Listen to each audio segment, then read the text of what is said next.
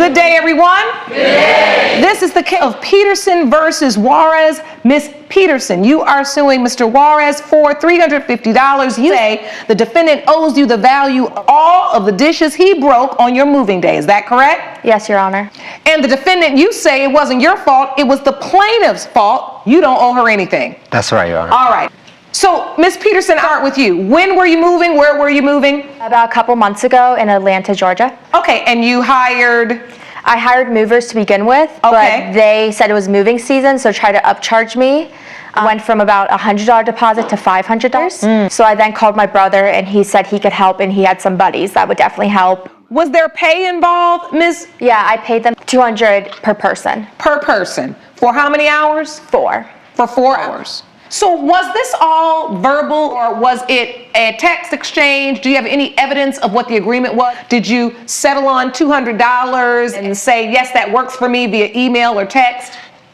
Sorry, Your Honor, I don't have any of that. It was so just a verbal conversation? Yes. All right. So, Miss Peterson, had you packed anything? I did, yes, and I told them that I did not want them. They did not need to pack anything, especially in the kitchen. Did you hear her say don't pack anything, Mr. Juarez? Not really, Your Honor. I just kind of got there. And you just mosey on in? Yeah, I got there and immediately there was the whole fight with the neighbor, you know. Oh, she was in a fight when you got there? You had a fight with the neighbor, Miss Peterson? Yes. About what? My brother had parked his truck, and that was where we were going to load everything. And then the neighbor parked right behind it, so we couldn't load the car. And so we kind of got into it, nothing vicious, and we talked about it, and he agreed he'd move his car while I was moving. So what happens to get me to the point where there was damage to your property? So I walk into the kitchen, and I saw him putting some dishes into a box. I had said to him, oh, be careful. Can you set that down? Because I wanted to tape the lid. I wanted to make sure everything was secure. And at that point, he dropped the dishes.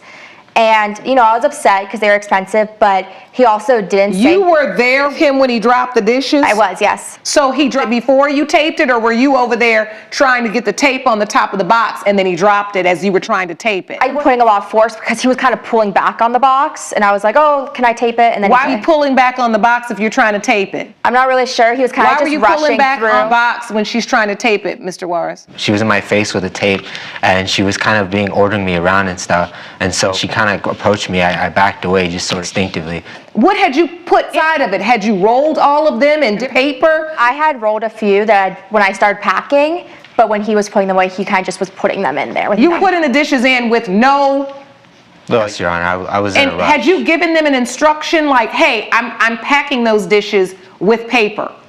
Yes, I told them bubble wrap and stuff was around for everything fragile, and that...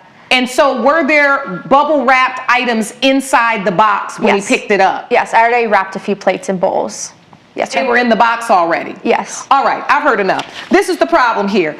You all obviously made an agreement to help move. The question is, do you use reasonable care as you pack those dishes? It's obvious you didn't. Now, Ms. Peterson, because of Mr. Juarez's actions on that day, and the fact that you did say to them, hey, there's bubble wrap for the fragile items, and you had already bubble wrapped and wrapped up your dishes, I do believe you're entitled to collect. But I don't believe you're entitled to collect the entire amount. Do you understand? Yes, Your Honor. Now, Mr. Juarez, before I conclude, I just have to say to you, sometimes, and this is in the future if you ever go back to court, I want you to come in there ready to prove your case, right? And let your body language reflect that of a person that is very present. You understand? Because it was too easy for me to connect those dots that you was rushing through packing those dishes and you didn't care. Do you understand? Yes, sir. Judgment for the plaintiff for $275. Court is adjourned.